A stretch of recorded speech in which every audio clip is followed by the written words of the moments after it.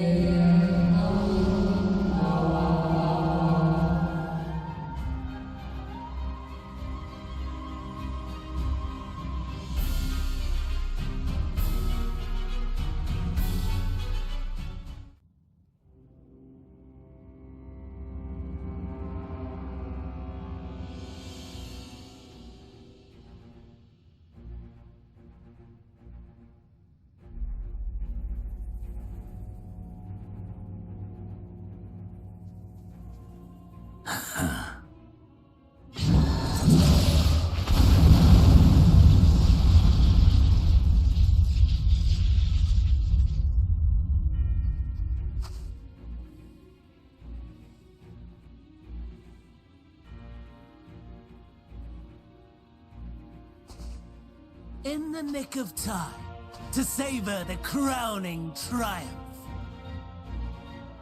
Unbound and free at last.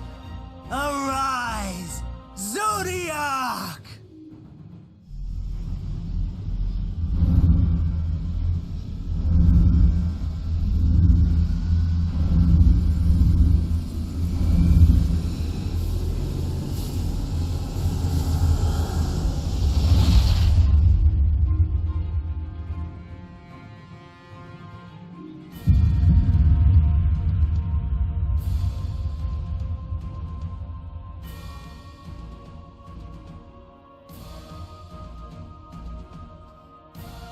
Deprived of heart and will by the loss of dearest Elidibus.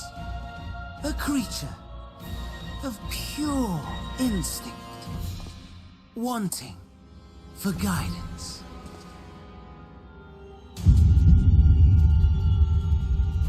But powerful, oh so powerful, more so with every passing moment. Such potential, even in this incomplete state. Still the savior who delivered a world from certain doom. So, here we stand. You know my intent.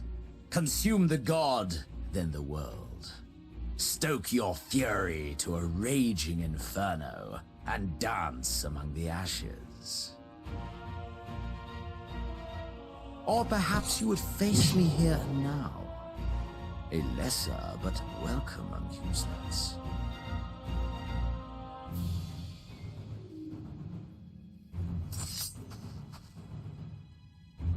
Yes, a taste to whet the appetite.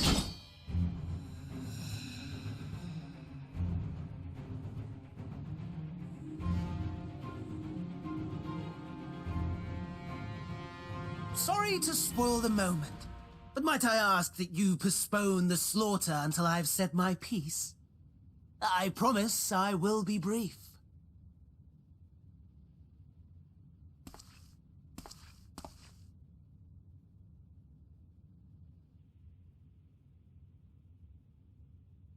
Do you remember when I told you that I wanted to die and take everyone with me? I meant it.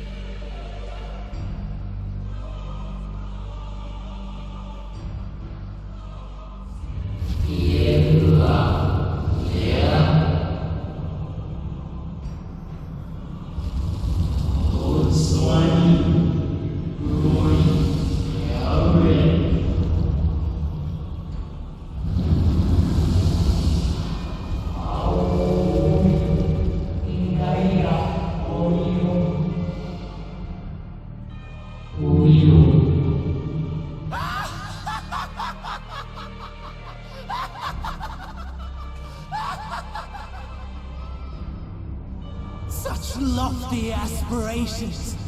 And what sweet irony that the world's saviors will become the agents of its destruction.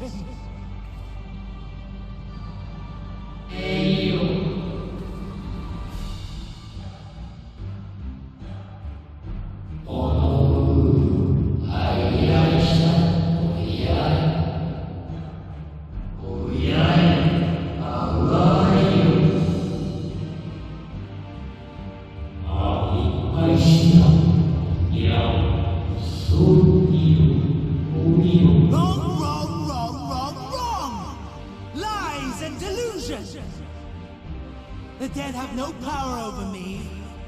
You will be silent. Silent as the grave!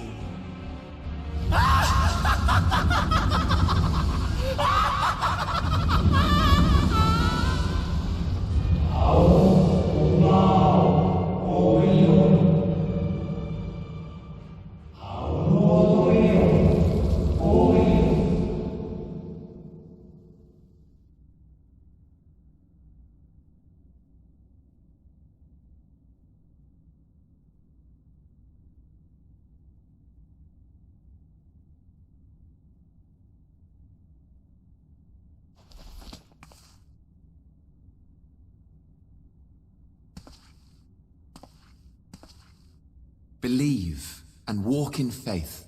Let the light of your soul shine for all to see. Not quite the outcome you'd imagined, but a fitting one nonetheless. Don't you think so, Hades?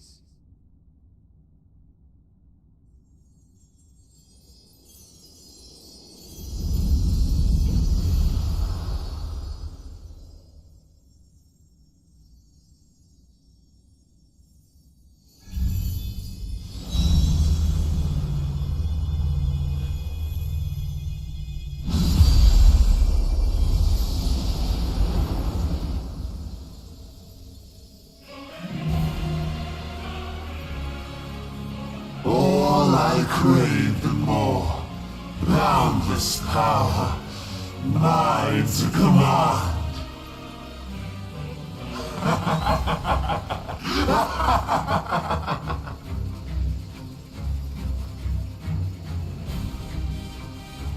I had intended to pit my fractured divinity against Zenos, but a more tempting option presents itself. The greatest obstacle to my ambition. You will trouble me no longer.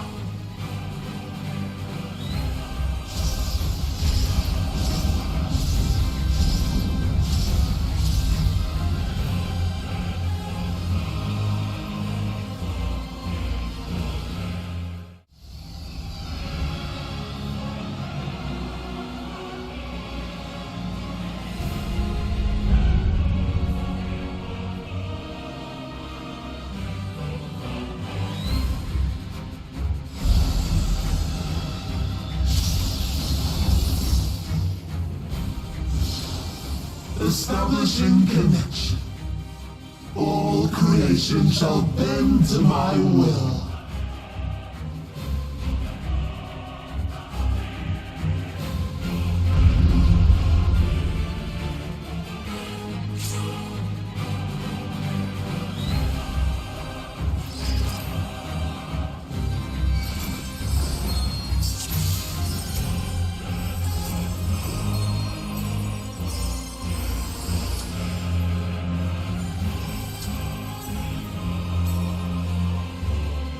The end has come, and it will be beautiful.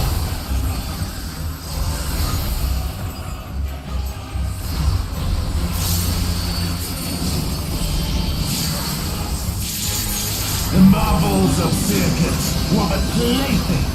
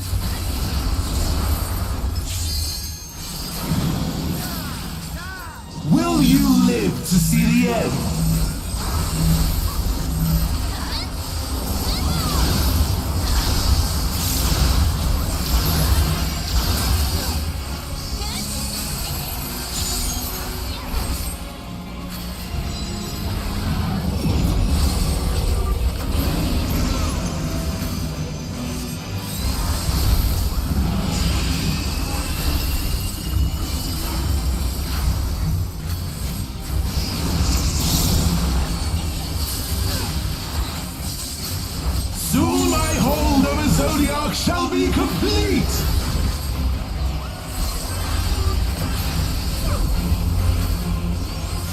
Mine! All mine!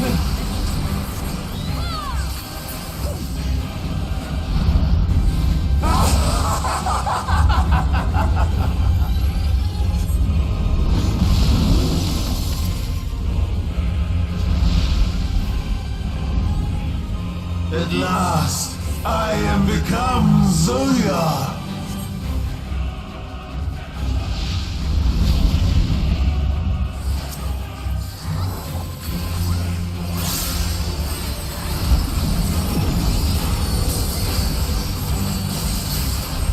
The natural order overturned!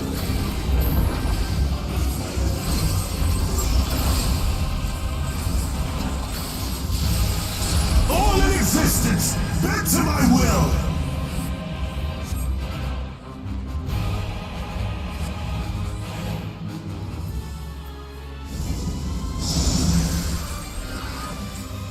My life's work!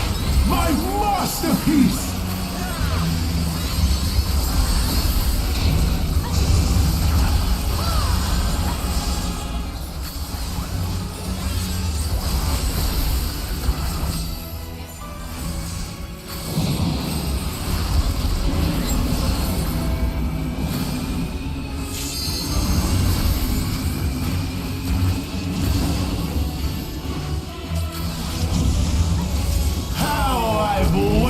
For this day.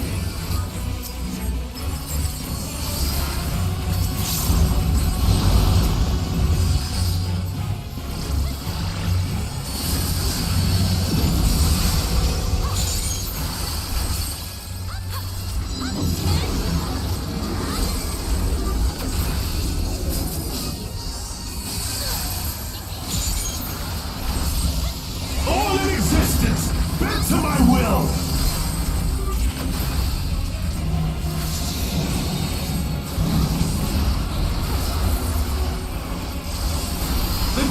Cataclysm, faithfully recreated! From broken skies fall tears of flame! All shall burn!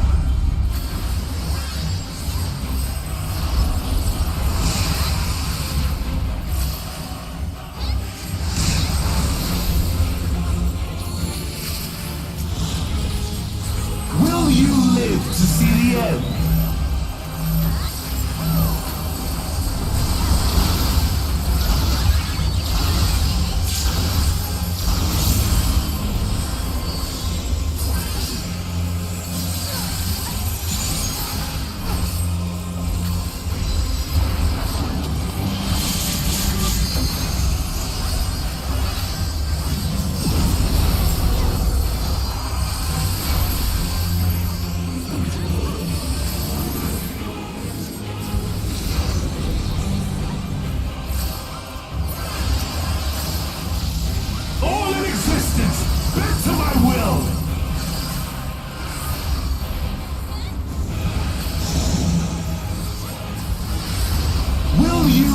To see the end.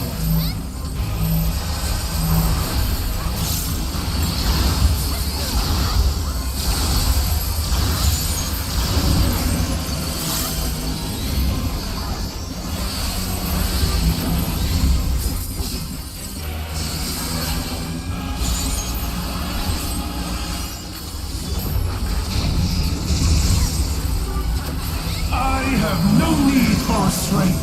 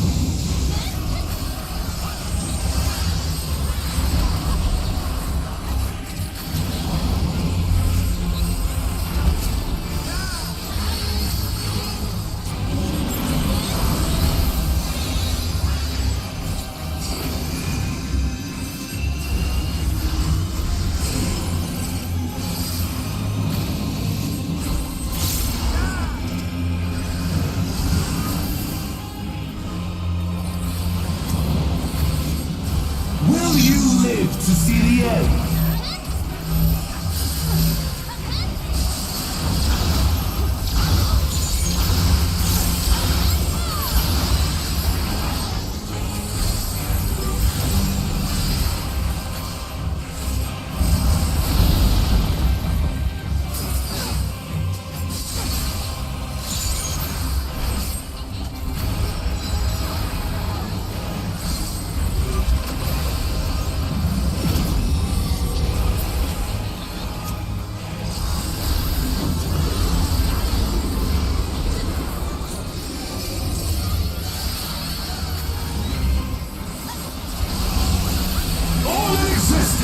Back to my will!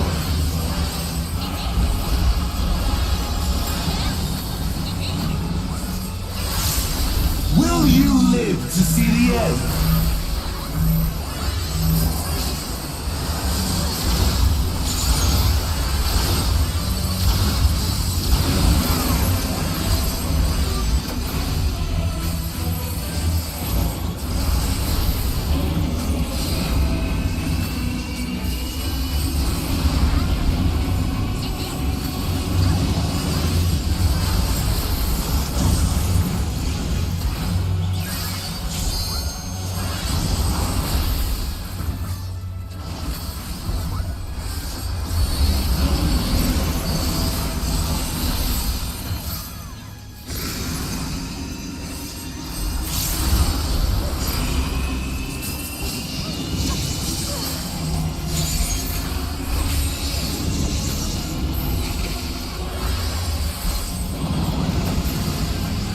Will you live to see the end?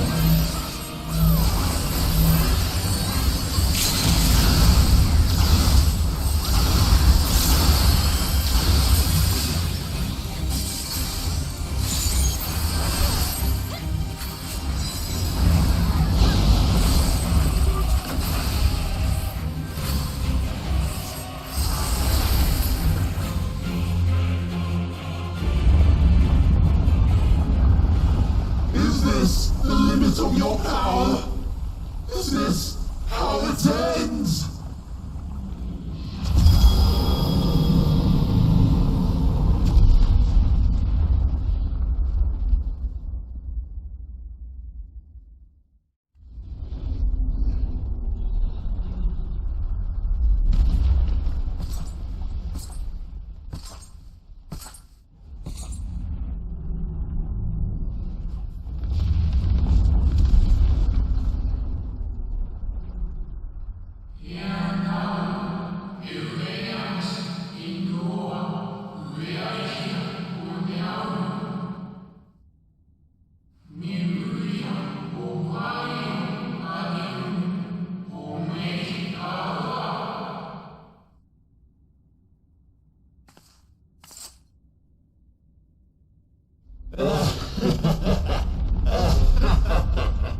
Incomplete and insufficient. Of course he was no much. Once again, you have left my best laid plans in ruins. And played your role to perfection. Thus, sealing my victory.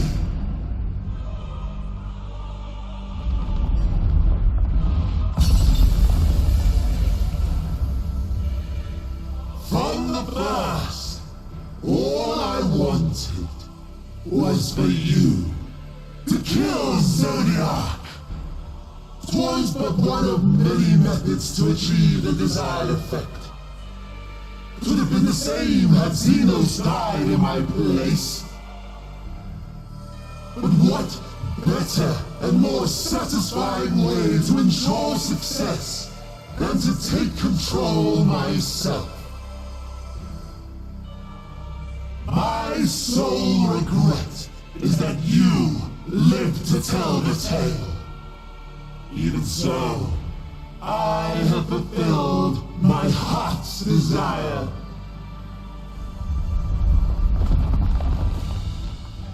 Let your murder mark the beginning of the end.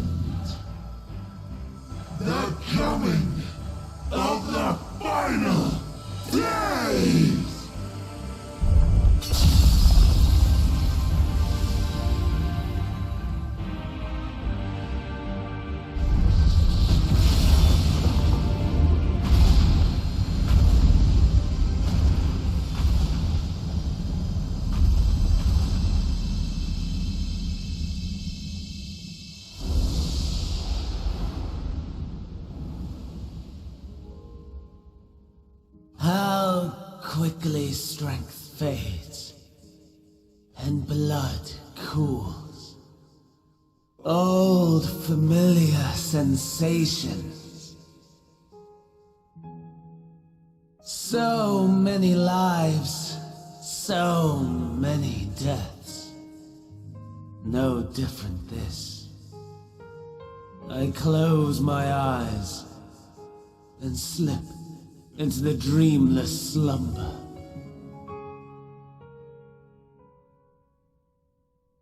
A tired song and dance. Routine.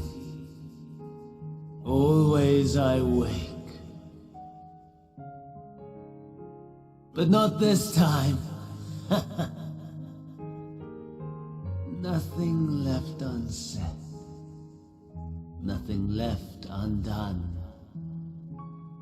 Inherit my hell. I intone with glee. The man I was would weep for what I have become. The all-consuming contempt.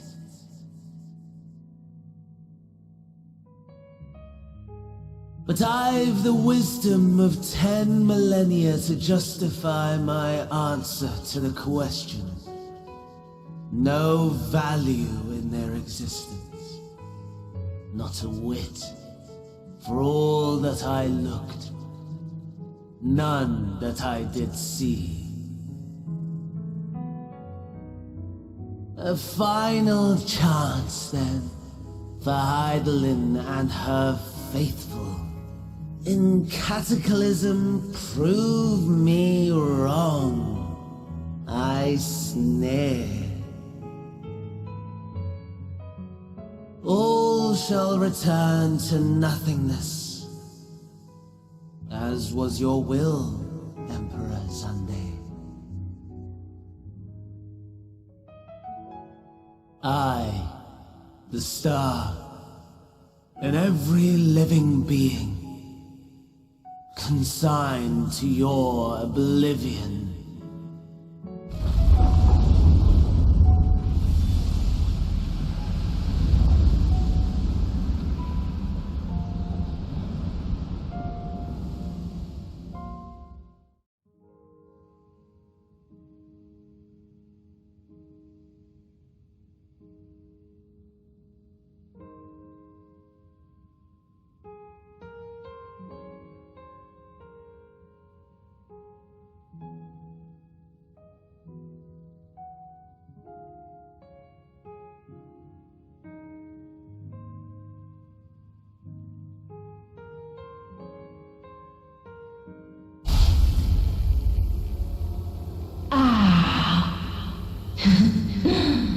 At last.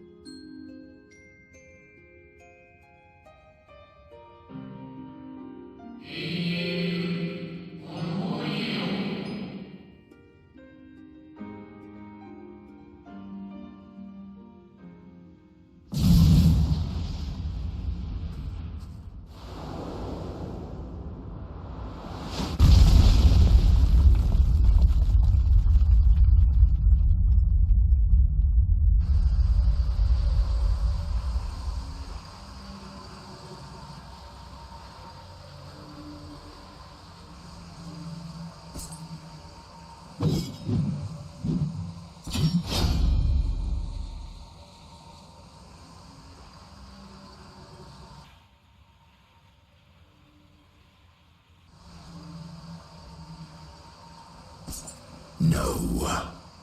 I'll find no fulfillment in a contest with you this day.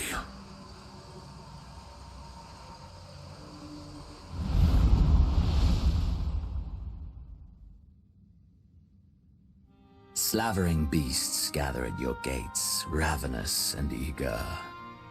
Already you turn to them and away from me.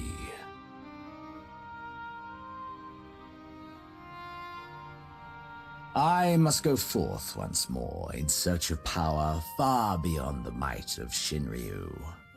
Power to make your heart run over with rage. For the eldest of primals was a betrayal of promise. A pathetic creature incapable of inspiring true despair. That's what I crave. Pure, unadulterated despair.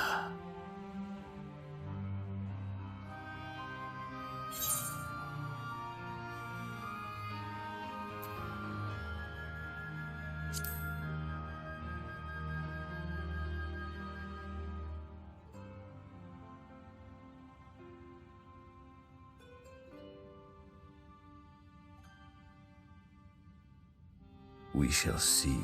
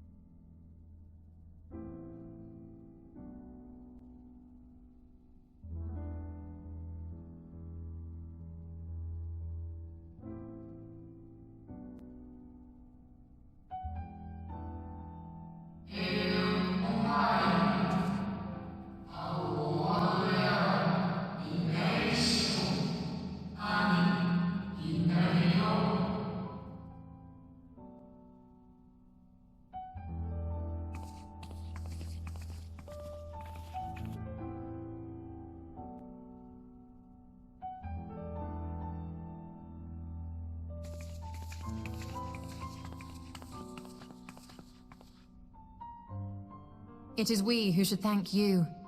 The records stored here are nothing short of extraordinary. There is much we could learn of Zodiark and his imprisonment, but perhaps you could offer us more focused guidance. Pray, tell us of the calamity that came before and comes now again.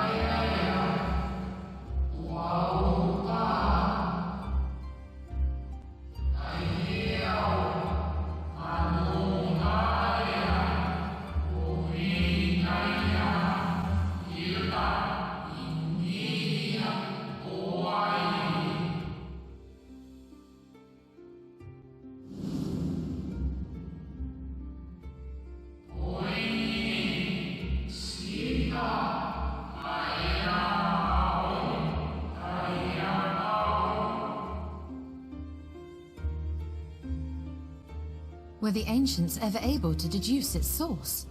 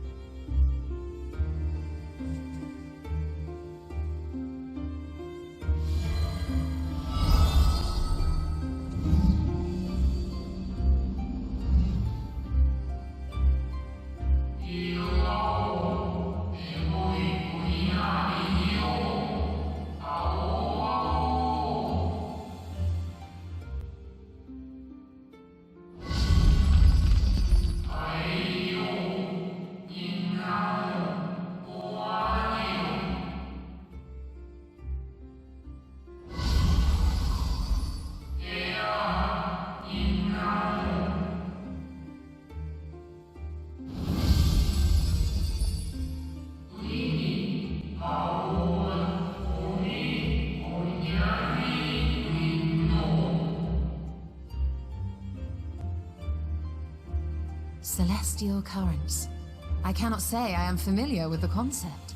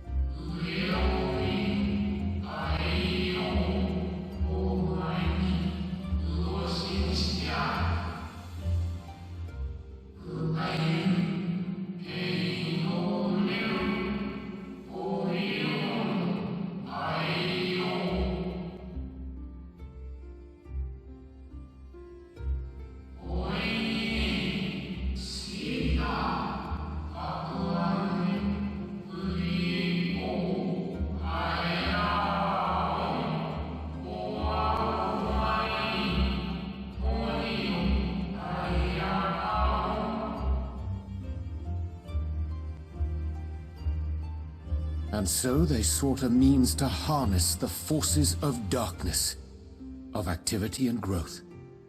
Thus was Zodiark conceived.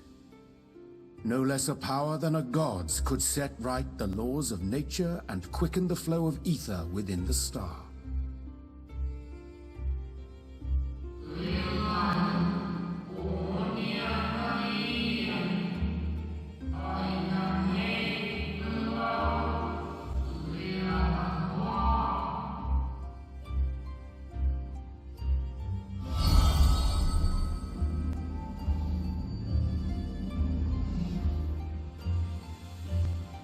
Emmett Selk claimed that those who summoned Hydaelyn did so because they saw Zodiark's power as a threat.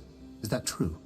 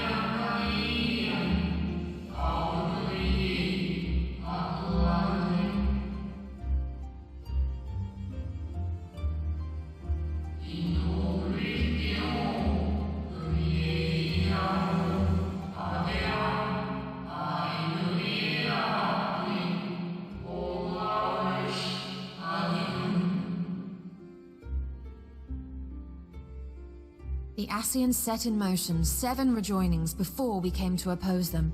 How many more worlds would have been lost had we not placed our faith in her?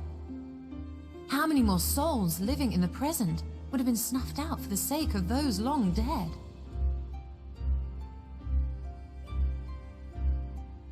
Well, in light of recent events, I see no reason to doubt your words. And even if Hydaelyn is not a god in truth, if Minfilia believed that we should trust in her plans, then I choose to do just that. Which brings me to a rather important question. Let's suppose we try but fail to stop this second coming of the final days. Should the source fall, what will become of the other worlds?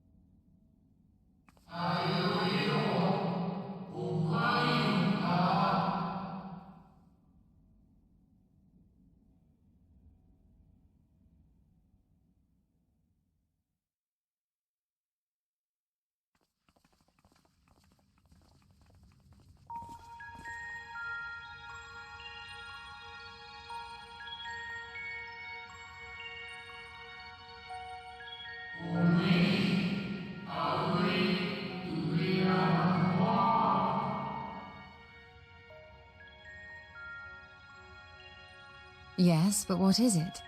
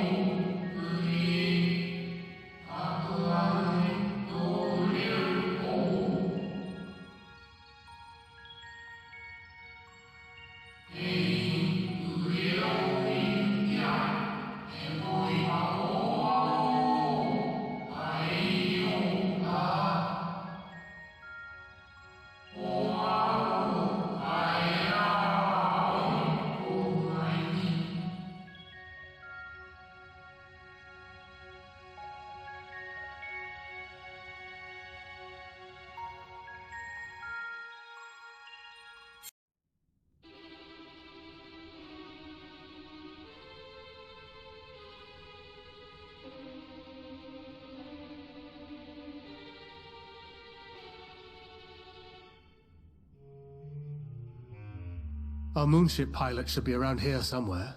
Is that right?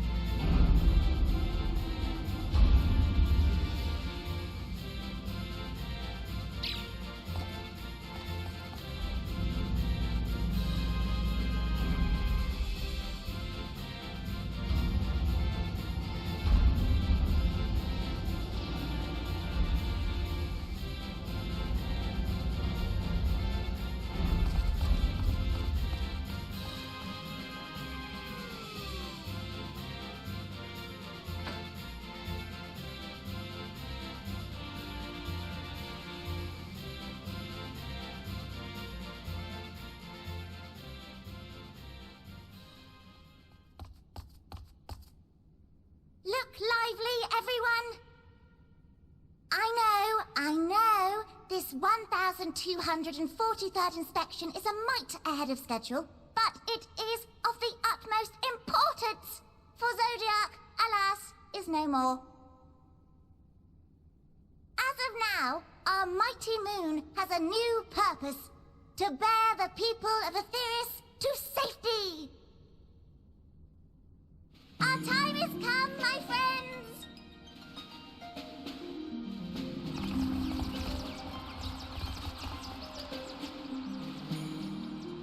We must be swifter than swift.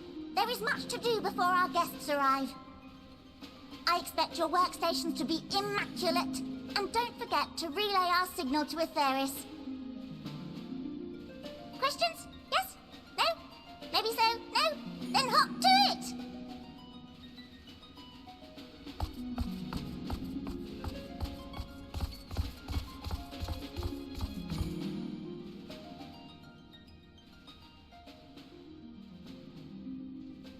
"'Tis a rather curious crew she hath chosen. Their endearing forms intended to ease the passengers' hearts, perhaps." Perhaps.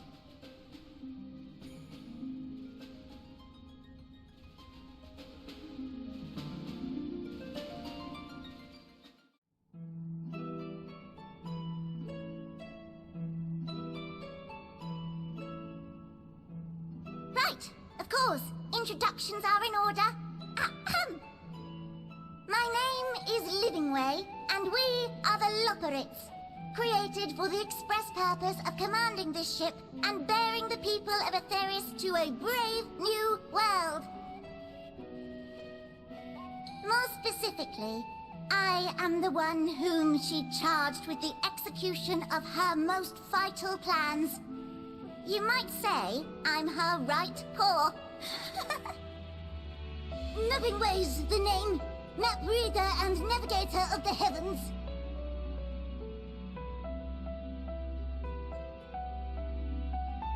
Pleasure to meet you all, but I'm still trying to make sense of this. Confusion and bewilderment are completely understandable. Fear not, I shall walk you through it. The people of Aetheris, through no fault of your own, I'm sure, set in motion a series of events that, unfortunately, culminated in Zodiark's obliteration. Acutely aware of the imminent crisis, your parents sent you little ones on ahead while they began the necessary preparations.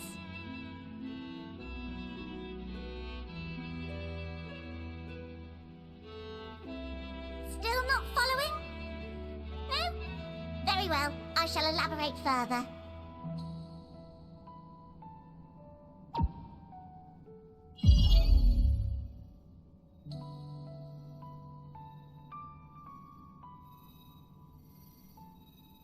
Here, we have Aetheris, your home, and the moon, where we are now. Without Zodiark around to keep things lively, so to speak, the celestial currents of the star have doubtless begun to degrade. A calamity of apocalyptic proportions will be visited upon Aetheris, bringing an end to all life. Very sad, that. So too hath the Watcher claimed. By thine unperturbed countenance, I gather this eventuality was anticipated. The doom and gloom. Oh yes, quite expected.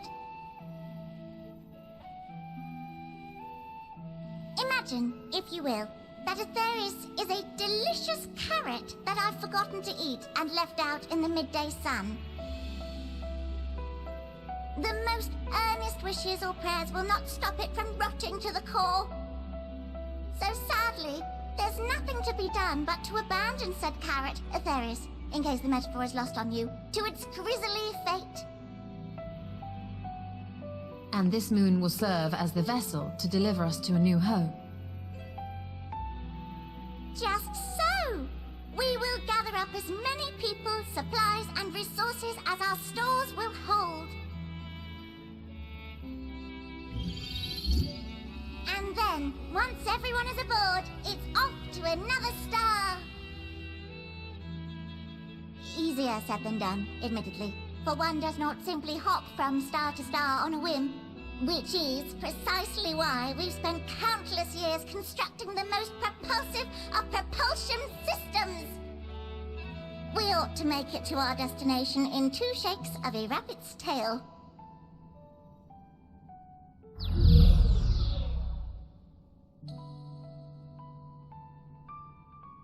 Impressive technology. I dare say it is beyond anything we have ever seen. No need to shower us with praise. All we've done is faithfully carry out the instructions left to us by Hydaelyn. Back in the old days, when she was still just Venar, she was dedicated to the study of the world and its inner workings. And the Watcher, the real one, not the simulacrum you met, was one of her fellow researchers. We and this wondrous vessel masquerading as a moon are products of their knowledge and know-how. There's certainly more to you all than meets the eye. Might I ask where exactly you intend to take us?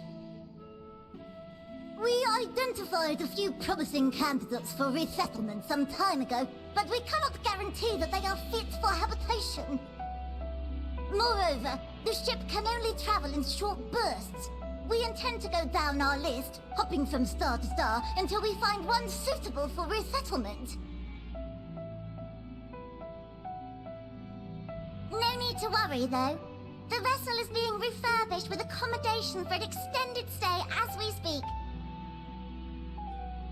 While we did have to rely upon outside help to determine what amenities were essential, I dare say we have risen to the challenge. Help? From who? From you and yours! Who else? Each time we woke to perform regularly scheduled maintenance, we were greeted by the resources you sent us. What better way to learn about preferences and proclivities of our present-day charges?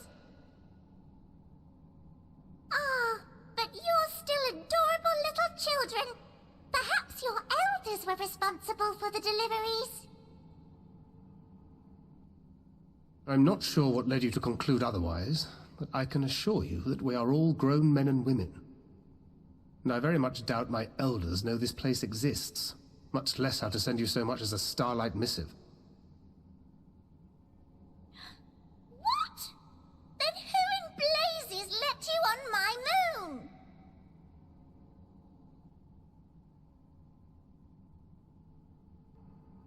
Hydaelyn herself led you here.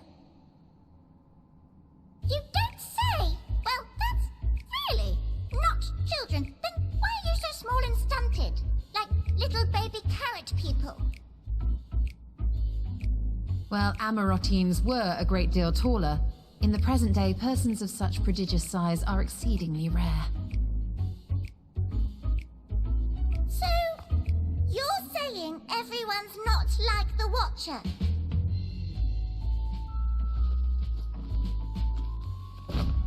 Oh, confound it all! Someone could have at least scribbled a note about your profound miniaturization. That tome in thy possession. Oh, this? One of the first books sent to us. A compendium of the people of Etheris, with a few blank pages at the back for minor corrections and updates as needed. The sum total of our knowledge of your kind is contained in these pages. I thought it was abridged and made small for our benefit, but this isn't a regular-sized book, is it?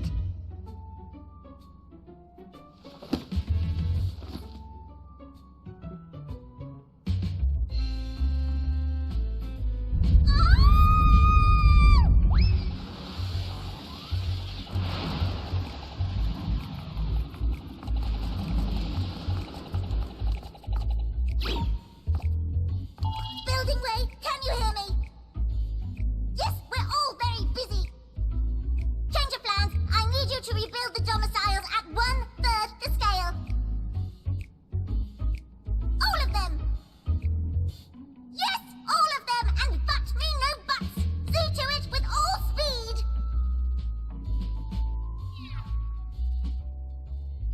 perhaps you could tell us a bit more about your terrestrial collaborators.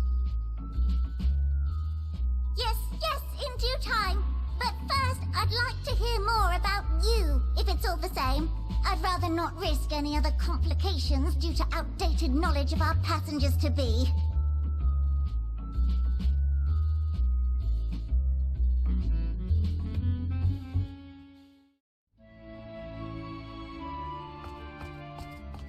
Ready in the teleporter.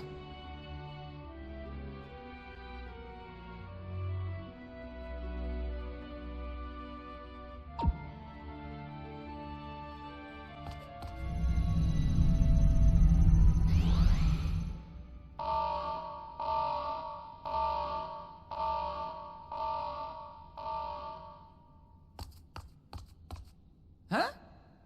Access to living quarters restricted due to reconstruction. Then where is it? Oh no!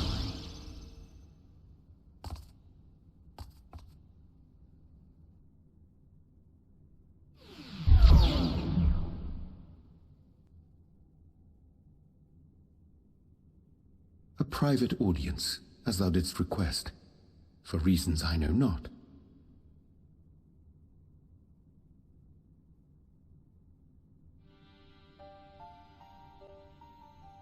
Just a precaution. I'd rather I didn't have to ask the question at all, but I take my responsibilities very, very seriously. Do you and your friends, by any chance, find our accommodation wanting? Be honest, brutally even. 'Twould be ungracious of me to belittle the efforts of thee and thine. Lovely sentiment, really. But the disappointment is writ plain on your comrades' faces. It's all the more frustrating since no one will come out and say what they find wanting.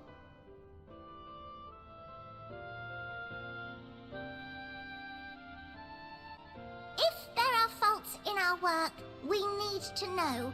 We can, we will do better. But time is not on our side. The final days will wait for no one. If your people are to be saved, we must take quick and decisive action. This vessel must serve as a home for as many passengers as possible, for far longer than we may like. Which brings me to my request. Our collaborators on Atheris are doing what they can to prepare for the voyage. Would you be willing to go and lend them a hand? Having seen the moon for yourself, you could speak to its many splendors, learn what else they might require, and assuage whatever concerns they have. Wherefore wouldst thou entrust me with such a task? How to put it? You're the only one who appears not to be wholly unsatisfied with our work. Oh, quite good at pretending that's the case, at least. Calm, collected, tactful to a fault. Very particular with your words, too. You understand that, in the face of great danger, one cannot pursue perfection at the expense of practicality. The difficult choices must often be made for the greater good.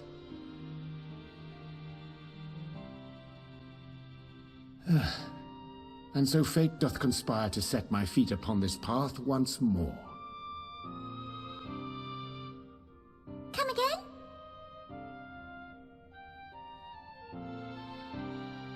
Ah, idle musings. 'Tis no trifle thou dost ask, yet full well do I understand the urgency and necessity.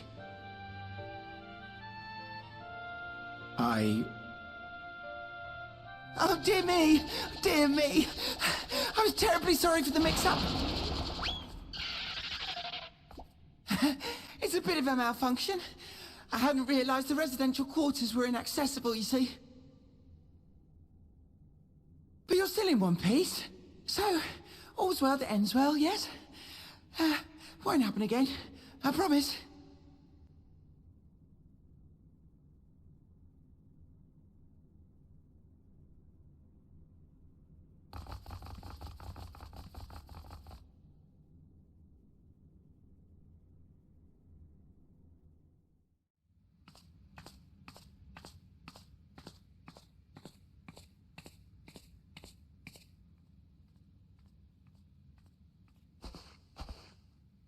Thine arrival is timely as ever.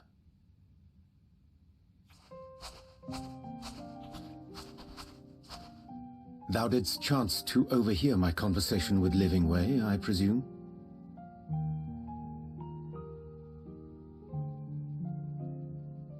'Twas not mine intent to move in shadow.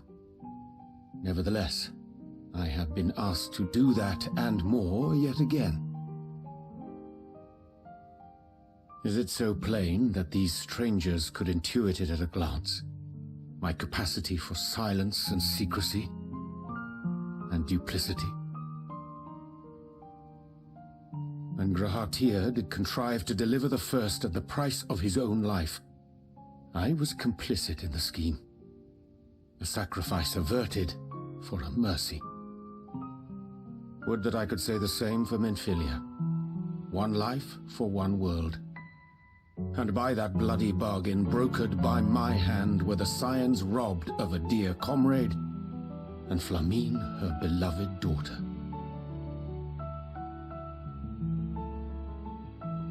Two souls, whose selflessness was beyond measure, whose resolve was unshakable. They would not be moved even had I thought to protest. But protest I did not. Far from it. I pushed them forward. No effort did I make to seek out alternatives, ones that would not demand such terrible costs. That resignation weigheth heavy on my mind, as does the memory of another lost to mine inaction.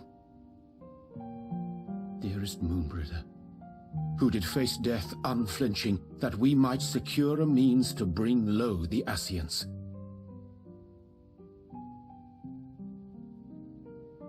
In her hour of need, I did naught. Dutiful disciple of Louisoix, ever looking to the greater good. Had I shut mine eyes and bid her live instead, mayhap she would be with us today.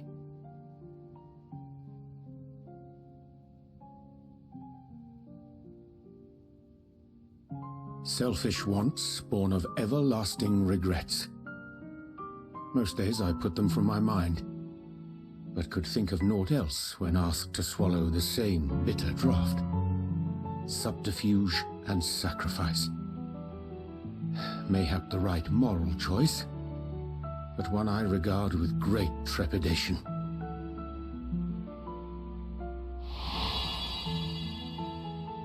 The calamity of Amarot was a tragedy beyond reckoning, one which must never again come to pass.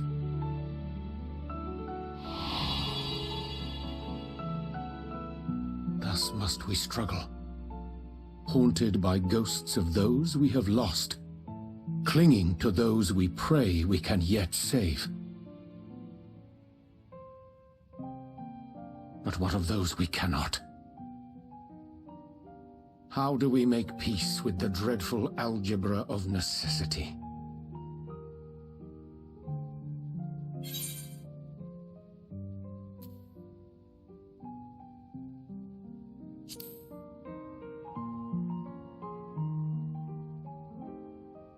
I am not alone in my discomfort, then? 'Tis surprising, though perhaps not. We scions are wont to debate strategy at length, but are resolute and unwavering in execution. Strange. Scarcely can I remember when last we spoke alone, and so candidly.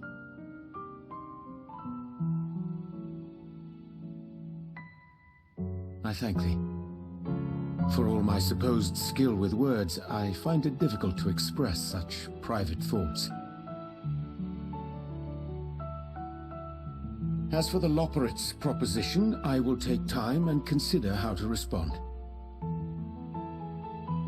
'Twould be to our mutual benefit if we could converse more openly with our aspiring caretakers. A concern I should be glad to address on the Scion's behalf. To dispense with all pretense and bare one's heart to another is a frightening thing indeed. But we cannot move forward ere we take that bold first step. A lesson I have learned many times before. And today.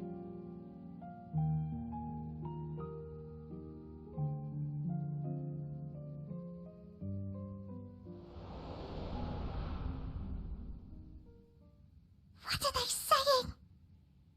Curse these ears! I've heard bugger all! No matter. We've got our plans.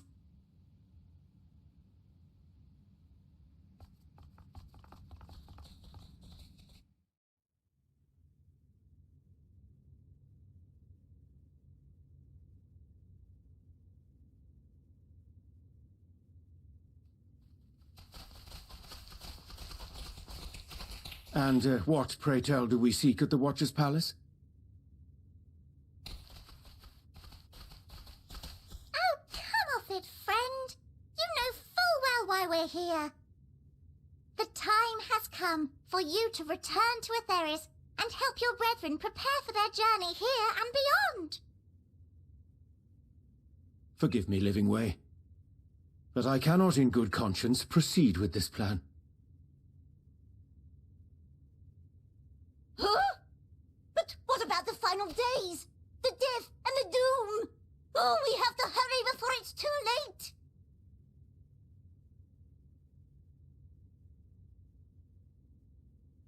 Your unflagging commitment to your duty is endearing, to say the least.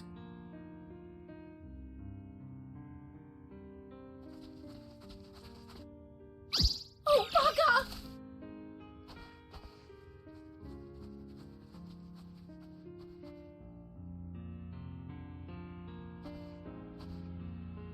Be at ease. They bear you no grudge, nor do I. How could we, having come to understand your purpose?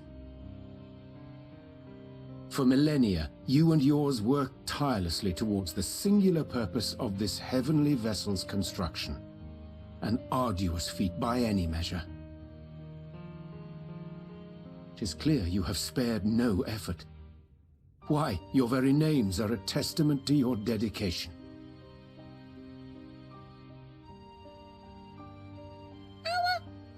Our names? I'm not sure I understand what you're getting at. Names are an expression of the self, a declaration of one's hopes and aspirations.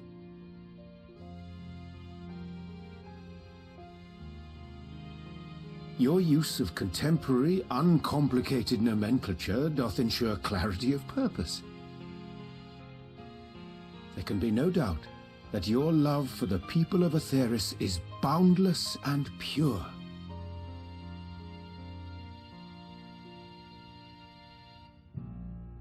Yes! Yes! A most mellifluous phrasing! We Loporits were born of Hydaelyn's love for Etheris.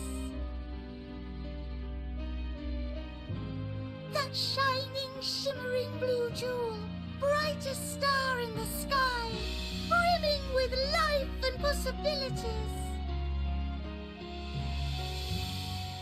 For as long as I can remember, I've toiled in anticipation of the day when this vessel might be needed.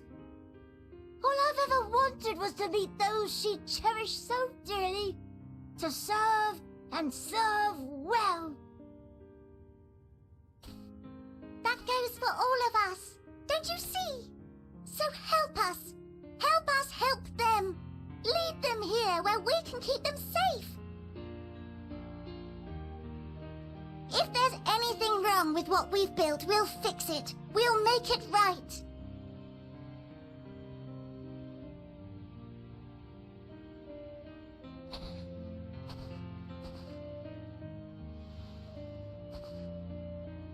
Your works want not for repair.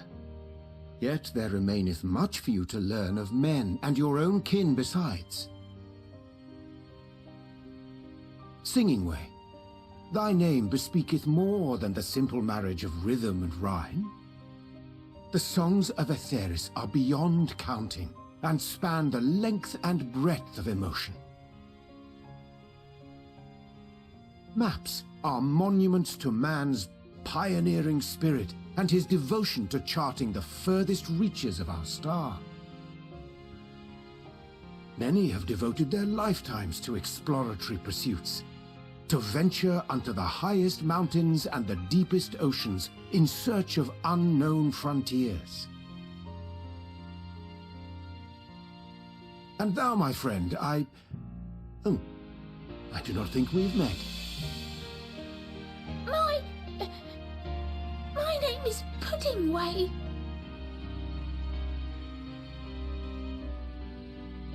Puddingway? Yes, indeed. A name of deep and abiding significance, I'm sure, but one perhaps better communicated through delicious deeds than tasteless words. A judicious application of fey magics at a later juncture may be appropriate.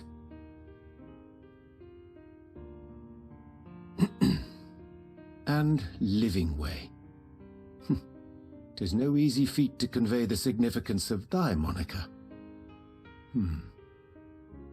When I was a bookish boy, a dear friend of mine was fond of peppering me with questions as I read, to my occasional annoyance.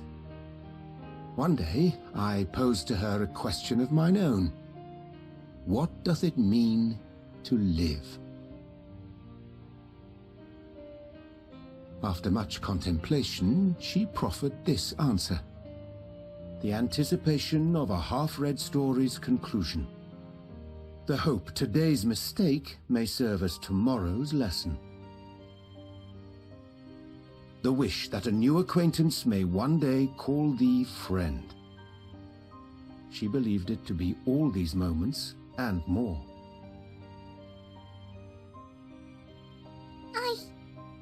I want to understand, but...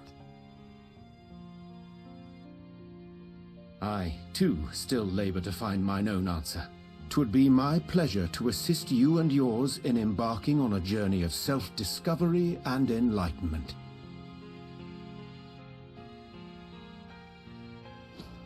For thee.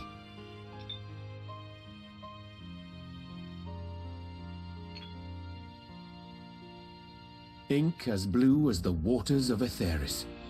Made in haste, though I assure thee, the quality has not suffered for it.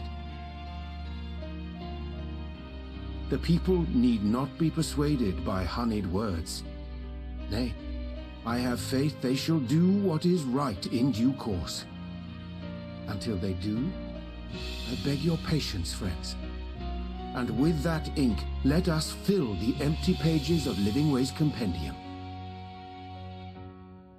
An open exchange of ideas will surely afford you all a better understanding of modern man, and with it, ideas for improvements and renovations. But more importantly, it shall empower us to together find a way forward.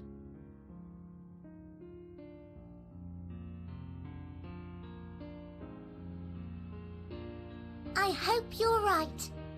Thank you for this lovely gift.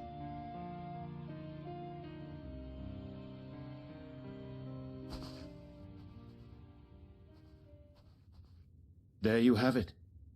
I shall remain with the Loporrits to ensure that all is in order.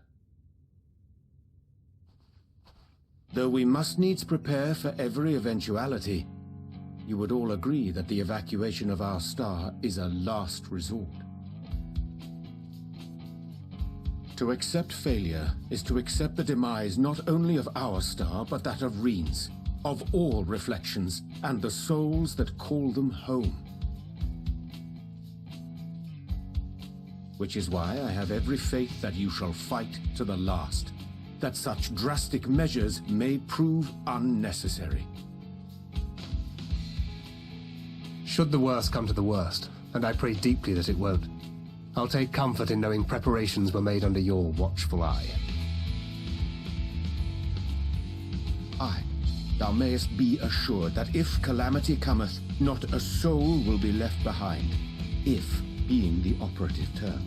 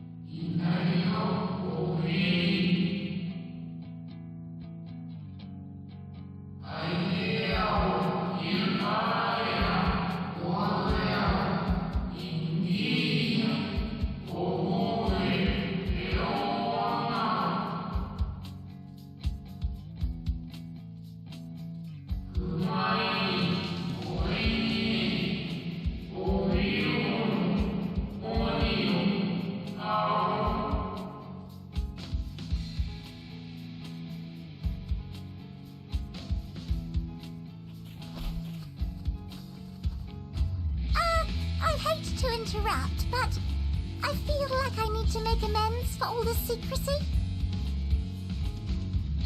Think nothing of it. We haven't been the most gracious of guests.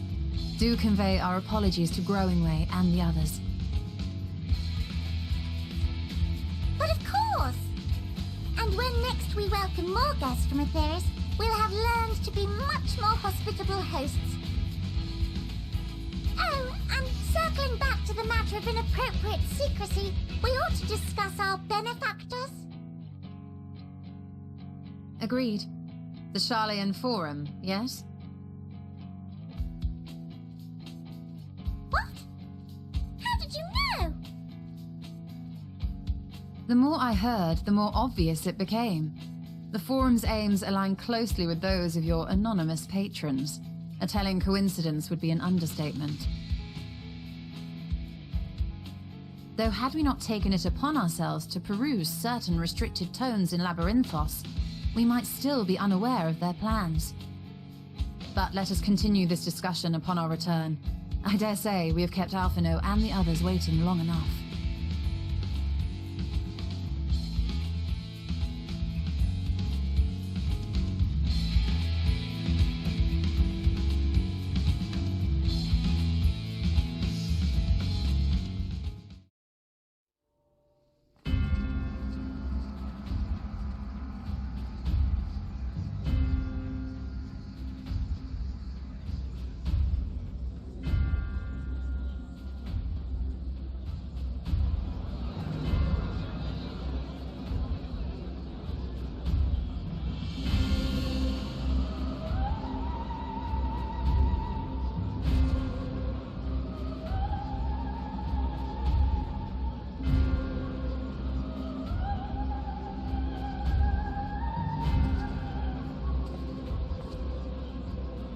Order! Order, I say!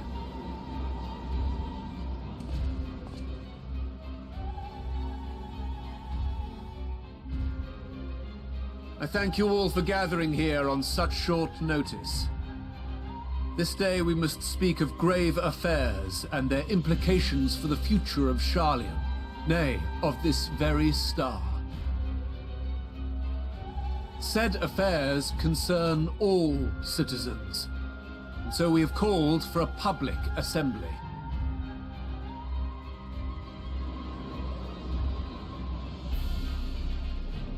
You may have heard rumors of the Talopheroi and the havoc these madmen wreak abroad. Under normal circumstances, we would pay little heed to petty disturbances outside our borders. The final days, however, are another matter altogether. For we dare not ignore these prophetic words of Eld. The Endbearers will come, ushering chaos and calamity. The final days descend and devour the very star.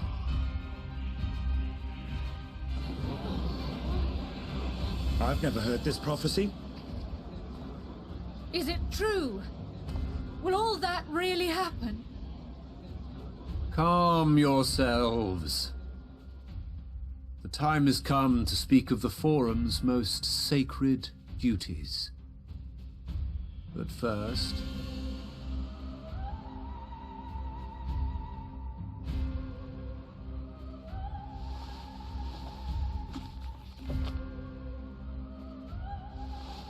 Give voice to the voiceless. Let bindings be unbound. By unanimous decree, I declare the enchantment broken.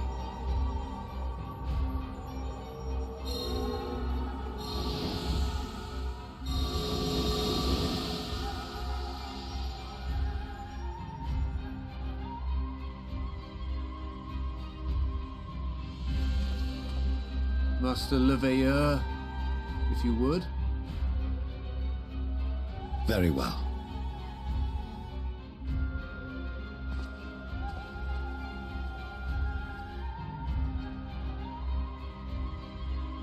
"270 years ago, our forebears began an expedition in the Dravanian hinterlands. in search of a route to access the ethereal sea. This much is public knowledge. Their findings, however, would become the Forum's most closely guarded secret. What those researchers discovered in the hinterlands was not a passage unto the ethereal sea, but the very heart of our star, and Hydaelyn herself.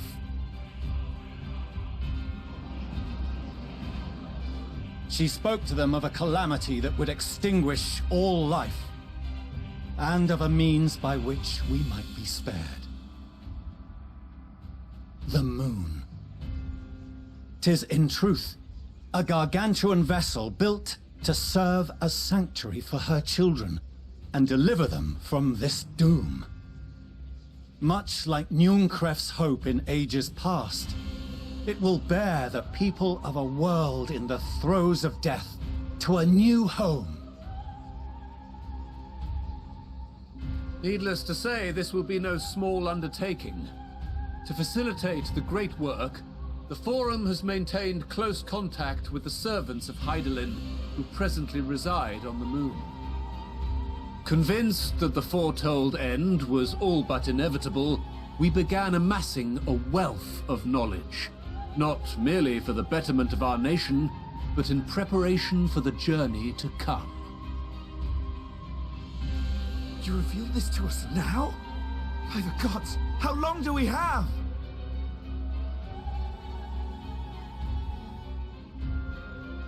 While we cannot say with certainty, we believe the hour to be nigh. We received a transmission from the moon suggesting as much not long ago. Which is why we must in earnest begin preparations for the great exodus. For his impressive contributions and the leadership he demonstrated during our withdrawal from Dravania, we have elected Master Leveilleur to oversee this initiative.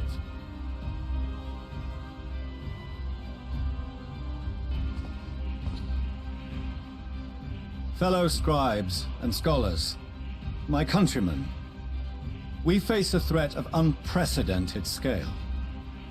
We must challenge the trials before us with composure and conviction if we are to find salvation. The wisdom of Sharlayan has ever been a shining beacon in the darkness, and so it shall continue to be.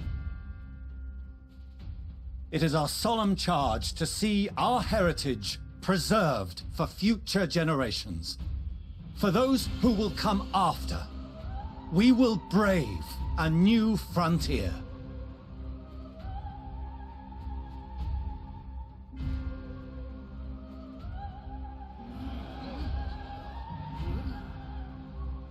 Administrative edicts will be relayed to all major institutions ere long. In the meantime, carry on with your duties. With that, I hereby call this assembly to a close.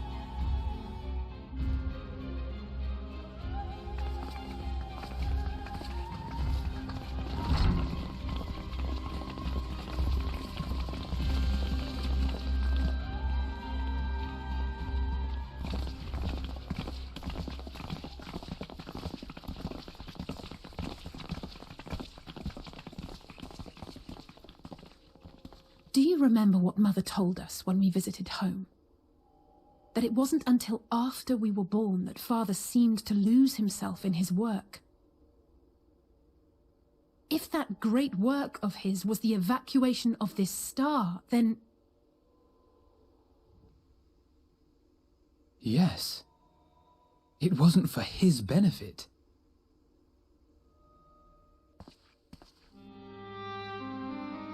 Would you mind waiting here a moment? I wish to speak with Father before we leave.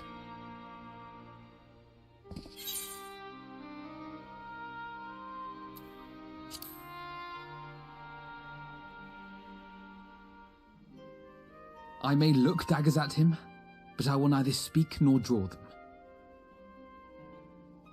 If it's all the same to you, I have a few choice words to share with Father as well.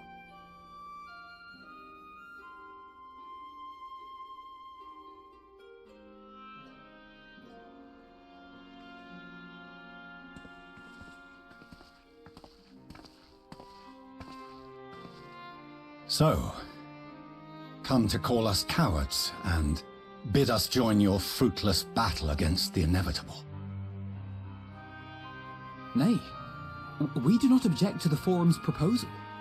On the contrary, those who wish to flee have every right to do so. Urianger is cooperating with your associates on the moon to ensure that all is ready should evacuation be our only recourse. Then whatever your business, I suggest you be brief. Though we cannot boast the boundless wisdom of Sharlayan, we have first-hand knowledge of foreign cultures and have conversed with no small number of peoples. These experiences have taught us fundamental truths that cannot be recorded in any tome, nor charted on any map. The beating heart of this planet is its people, many of whom would give anything, even their lives, to protect the lands they love. Many may choose to join you in the end. But what of those unwilling or unable, for whom escape will never be an option? What would you have them do? To ignore the plight of those one might conceivably save is not wisdom, Father. It is indolence. This is why we choose to fight.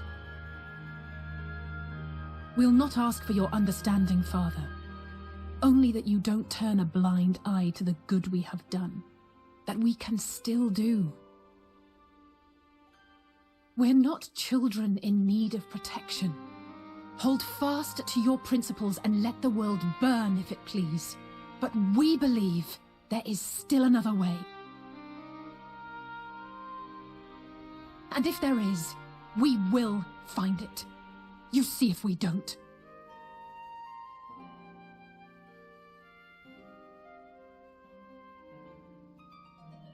Do as you will. Just stay out of our way.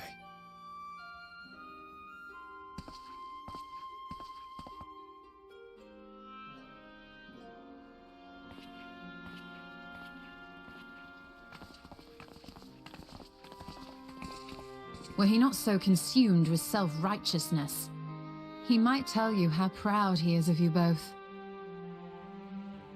Bold words call for bold action. And there'll be no turning to your father should plans go awry. As if I ever would. So long as there are those who wish to stay and fight for this star, we have to do what we can to help them.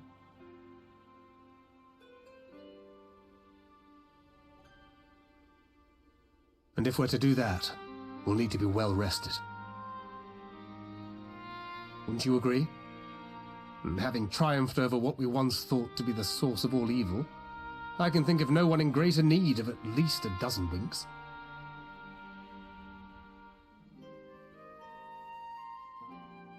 Shall we then? To the Annex, to prepare for tomorrow.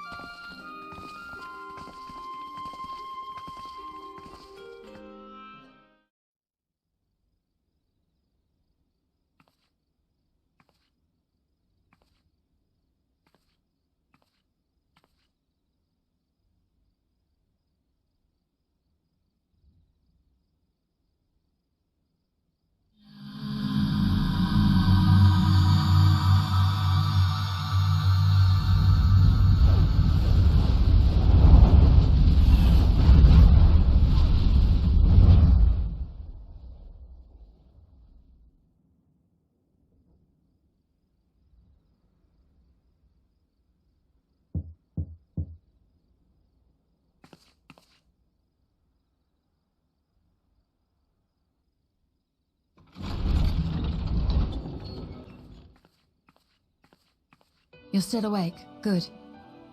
Might I trouble you to stand still for a moment?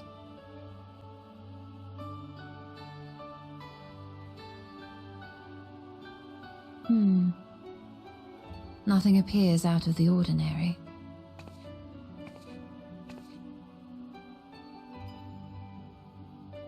A precautionary measure. You will recall that serving as a vessel for abundant light in the First very nearly ended poorly. In your recent battle on the moon, you were almost certainly exposed to similar, if not greater, forces. Fortunately, from what I can see, you and your ether are none the worse for wear. Would that Reen were here to confirm my assessment. To think you actually found yourself in a direct confrontation with Zodiark. As if Zenos gallivanting about in your body was not misfortune enough. Did you so grossly offend every single deity in a past life that they saw fit to place a curse upon your soul?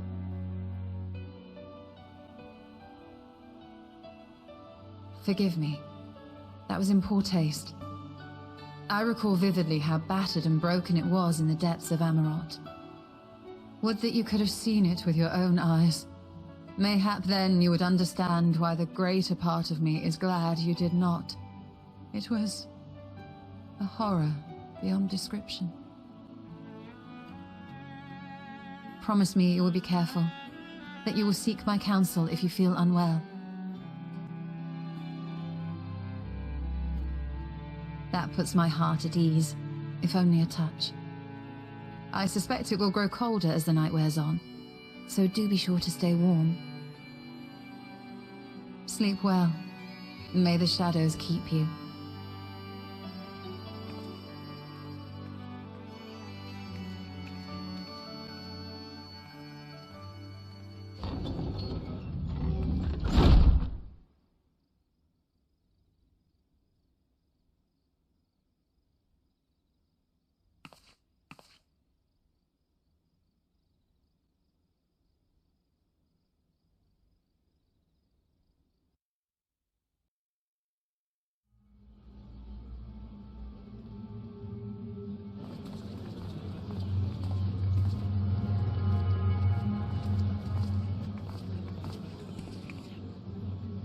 Thank the gods that tower is gone.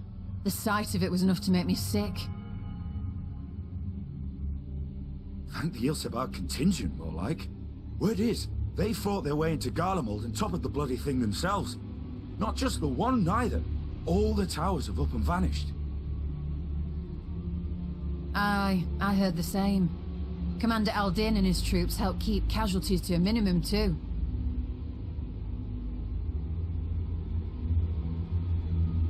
But is it true they brought back tempered Garlean soldiers?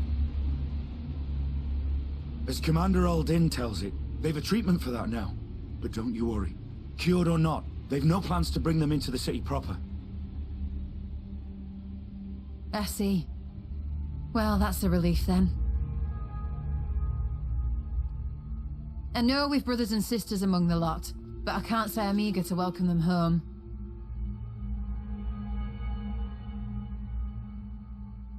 Wanted to think about it for a while yet, but to be looked after in Elegana for the time being.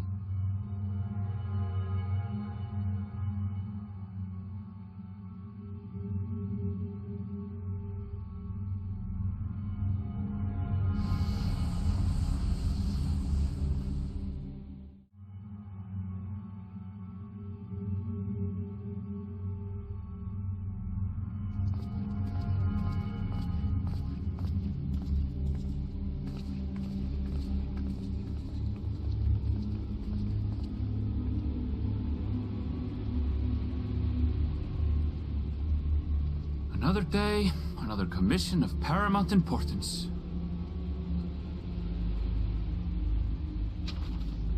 Well, what have we here?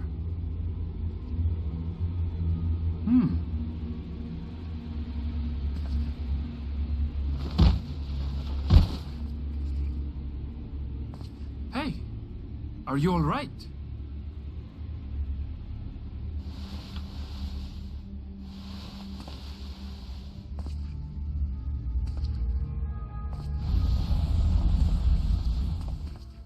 Was that? No. The shadows play tricks, nothing more.